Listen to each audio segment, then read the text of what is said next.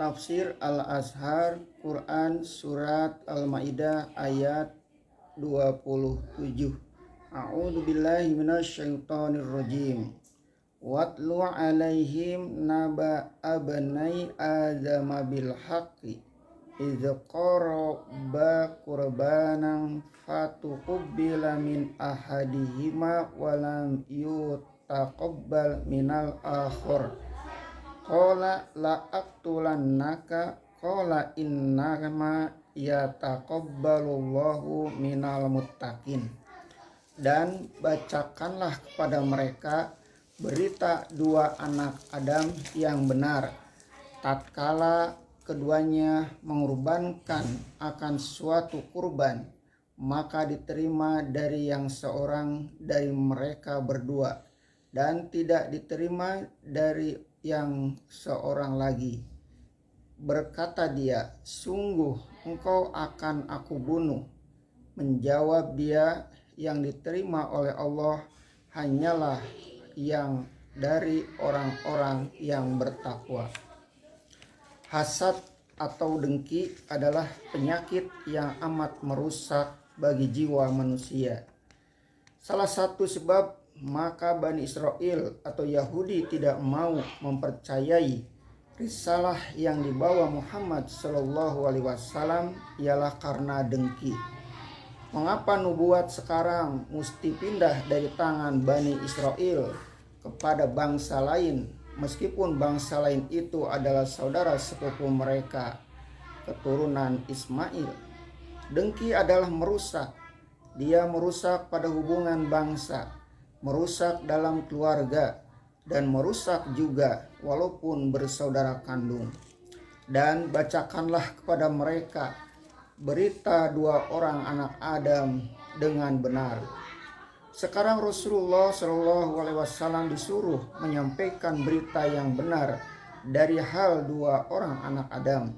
Disebut yang benar, yaitu yang tidak dilebih-lebihi, karena ini bukan cerita roman, bukan dongeng, tetapi suatu kisah betapa hebatnya pengaruh dengki atas diri manusia, sehingga mau membunuh saudara kandung sendiri.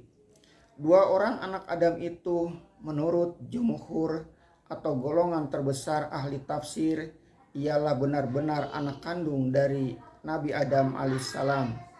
Tetapi menurut tafsiran dari Al-Hasan, dua anak Adam itu ialah dari Bani Israel juga.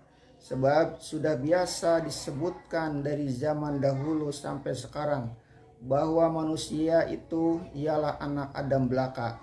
Ayat di dalam Al-Quran ini tidak menyebut nama keduanya, yaitu Qabil dan Habil. Yang jadi pembunuh ialah Qabil. Dalam perjanjian lama kitab Kejadian disebut namanya Kahin dan Habil. Yang tertua adalah Qabil atau Kahin itu. Tatkala keduanya mengorbankan akan suatu kurban, keduanya mengadakan kurban untuk Allah. Kalimat kurban dari kata qurb artinya dekat. Berkurban maksudnya ialah untuk mendekatkan diri kepada Allah. Dalam syariat Islam ada peraturan kurban yang kita lakukan ketika hari raya haji, baik di Makkah atau di mana juga kita berada di dunia ini. Orang Yahudi juga mempunyai peraturan kurban dengan membakar anak sapi muda dan kambing yang tidak ada cacatnya. Untuk memohon ampunan dosa, mereka mempunyai bermacam-macam cara kurban.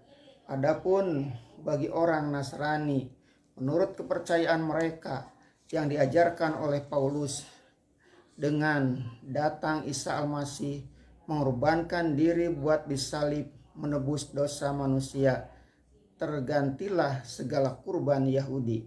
Tetapi mereka masih mempunyai perlambangan kurban, yaitu pembagian roti dan anggur dalam upacara sembahyang, dengan kepercayaan bahwa roti ini benar-benar menjadi daging Yesus dan anggur benar-benar menjadi darahnya.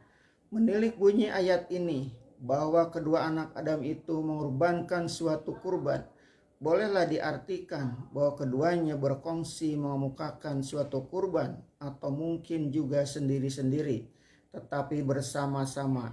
maka diterima dari yang seorang dari mereka berdua dan tidak diterima dari yang seorang lagi.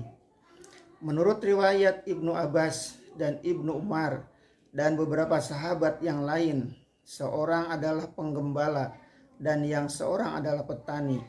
Adapun yang menggembala, kata riwayat Ibnu Abbas itu, dipilihnya kambingnya yang gemuk, sehat, tambun yang hatinya sendiri senang mengorbankannya.